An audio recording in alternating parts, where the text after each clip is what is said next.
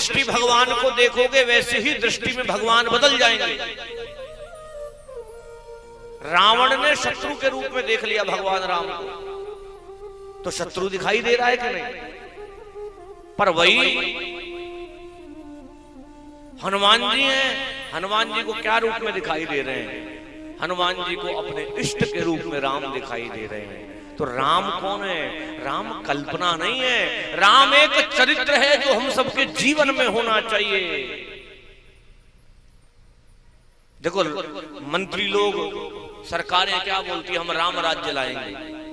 ये राम राज्य लाना इतना संभव नहीं है। कहने में तो बड़ी छोटी बात है राम राज्य लाएंगे, पर राम राज्य क्या है? राम जी के राज्य में कोई भी व्यक्ति गरीब नहीं है, कोई भी ऐसा नहीं है जिसके घर में कलेश होता हो, कहीं भी ऐसी नहीं है कोई चोरी होती हो। यहां तक कि राम जी के राज्य में एक भी अकाल मृत्यु नहीं होती है, एक भी मृत्यु अकाल नहीं होती है, सब अपनी पूर्ण गति को प्राप्त होते हैं। क्या संभव है? असंभव है, क्योंकि हम कलयुग में बैठे हैं, उत्तरीता की बात है। तो पर कैसे संभव किया जाए? अपने कन्हैया को निरंतर सेवारत रहे, अपने बालक का भाव रखें, प्रियतम का भाव रखें, प्रेमी का भाव रखें, पति का भाव रखें, मित्र का भाव रखें, सखा का भाव रखें। जो भाव आपको जैसे मिले उस भाव में आप परमात्मा का दर्शन कर सकते हो। तो परमात्मा कभी भी इंसान की तरह जन्म नहीं लेते हैं। भगवान का नाम है अयोनिज।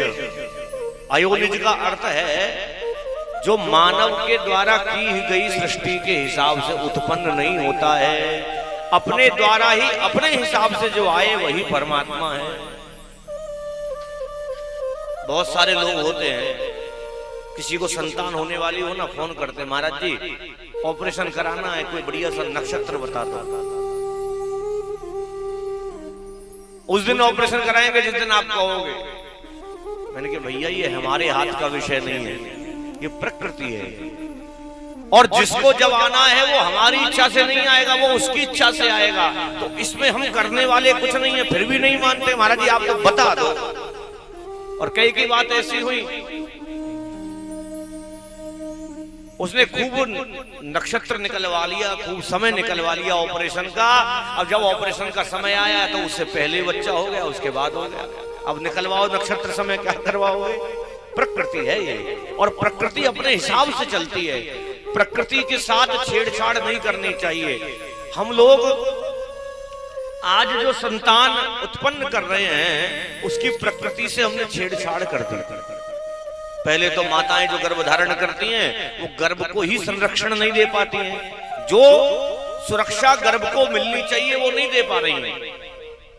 बढ़िया खाओ, बढ़िया पहनो, बढ़िया आचार विचार व्यवहार रखो, बढ़िया सोच रखो, भगवान की पूजा करो, आराधना करो, इनमें से कोई काम नहीं करती हैं। काम क्या करेंगी?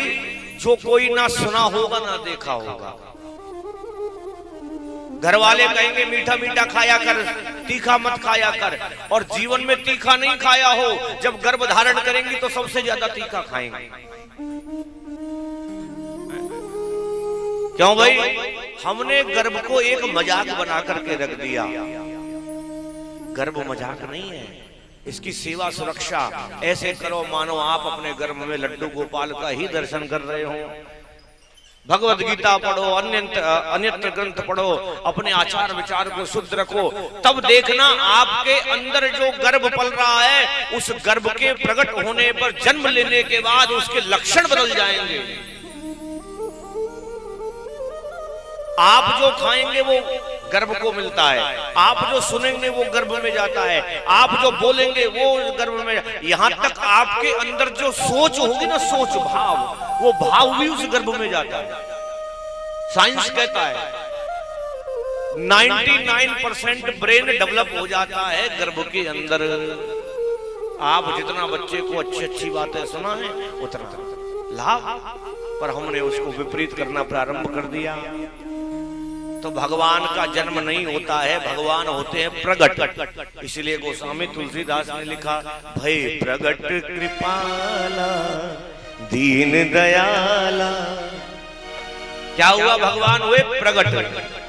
तो भगवान का अवतार जो है मैया देवकी के अष्टम गर्भ से होता है। बोली बाल कृष्ण लाल की। महाराज वसुदेव कन्हैया को लेकर के ब्रज की ओर गए, परंतु वहां क्या हो रहा है, चले वृंदावन की ओर, गोकुल की ओर चले। एक बार क्या हुआ, नंद बाबा ने बढ़िया बढ़िया संत महात्मा ब्रजवासी लोग आए, ब्रजवासियों को बढ़िया भोजन कराया, और ऐसा भोजन कि जैसे ही ब्राह्मण ने भोजन पाके डकार ली, डकार में आशीर्वाद निकल गया, पुत्रवान भव। देखो जो दुनिया में कोई नहीं कर सकता है ना, वो संत का आशीर्वाद कर सकता है। एक बड़ी सुंदर कथा आपको मार्कंडे पुराण की बताऊंगा। एक काशी में ब्राह्मण